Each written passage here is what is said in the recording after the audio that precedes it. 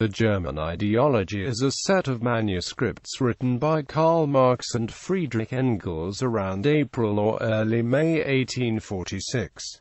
Marx and Engels did not find a publisher. However, the work was later retrieved and published for the first time in 1932 by David Riazanov through the Marx-Engels Institute in Moscow. The multi-part book consists of many satirically written polemics against Bruno Bauer, other Young Hegelians, and Max Stirner's The Ego and Its Own. Part 1, however, is a work of exposition giving the appearance of being the work for which the theses on Feuerbach served as an outline. The work is a restatement of the theory of history Marx was beginning to call the materialist conception of history. Since its first publication, Marxist scholars have found the work particularly valuable since it is perhaps the most comprehensive statement of Marx's theory of history stated at such length and detail. Text. The text itself was written by Marx and Engels in Brussels in 1845 and 1846, but it was not published until 1932.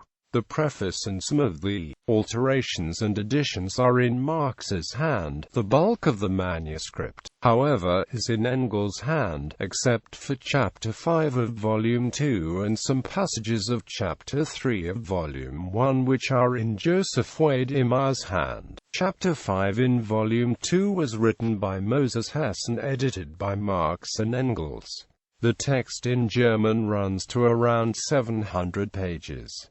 General outline. Marx and Engels argue that men distinguish themselves from animals as soon as they begin to produce the means of subsistence. What individuals are coincides with the production in both how and what they produce. The nature of individuals depends on the material conditions determining the production. How far the productive forces of a nation are developed is shown by the degree to which the division of labor has been carried. Also, there is a direct link between division of labor and forms of ownership. The ruling class, in ruling the material force of society, is simultaneously the ruling intellectual force of society. They regulate the production and distribution of ideas of their age. As the ruling class changes with time, so too do the ideals, and the new ruling class must instill upon its society its own ideas which will become universal. This system will forever remain in place so long as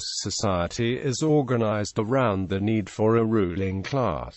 To illustrate this theoretical framework, Marx draws on his formulation of base and superstructure. Historical development is the reflection of changes in the economic and material relations of the base. When the base changes, a revolutionary class becomes the new ruling class that forms the superstructure. During revolution, the revolutionary class makes certain that its ideas appeal to humanity in general, so that after a successful revolution these ideas appear natural and universal. These ideas, which the superstructural elements of society propagate, then become the governing ideology of the historical period. Furthermore, the governing ideology mystifies the economic relations of society and therefore places the proletariat in a state of false consciousness that serves to reproduce the working class. Morality, religion, metaphysics,